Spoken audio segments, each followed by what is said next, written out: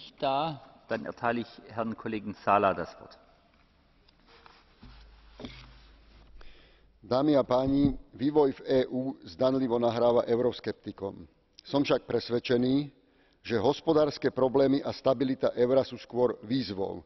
Výzvou pre nás všetkých, aby sme nabrali odvahu urobiť výrazné kroky k európskej integrácii. Nedajme sa zastrašovať výrokmi o superštáte či o diktáte Bruselu.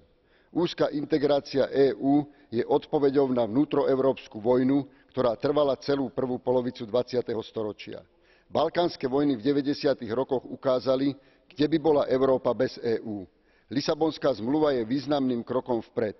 Dynamika svetovej politiky a hospodárskej globalizácie je tak prudká, že kladie na EÚ nové nároky.